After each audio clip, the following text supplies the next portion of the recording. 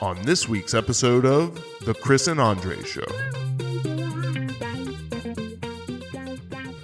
I paid a little bit of attention to kind of what was going on this offseason. Like this, I'll be honest, this is a unique offseason for me in a lot of ways. It's the first time that I've really been since I became a pretty fervent NFL and football fan, that I don't have a team with Phillip Rivers on it that I can pull for.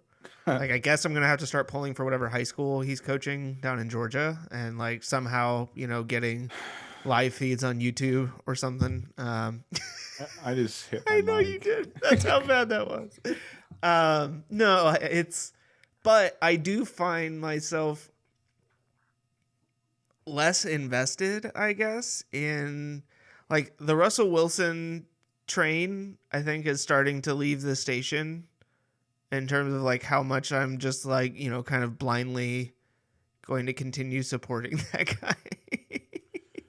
Yeah, I it's just kind of one of those. It's you won a Super Bowl, and I'm glad. I really loved that moment for it was a lot of fun to enjoy. It's pretty much the only time in my life that I can remember one of my teams actually winning something while I was watching.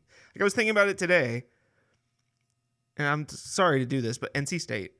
So I was born in 1984, July of 1984, right?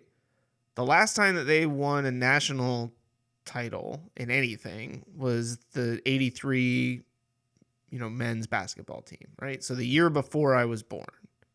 Okay. So I wasn't even alive. I didn't even become an NC State fan until 2002, 2003, when I first started going there.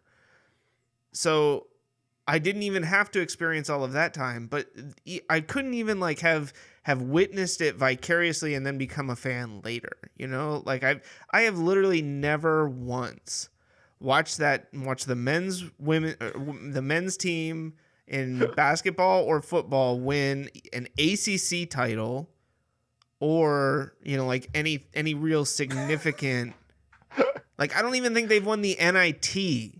Actually, they haven't. Right. No, they haven't. They've been to the NIT a lot. Right.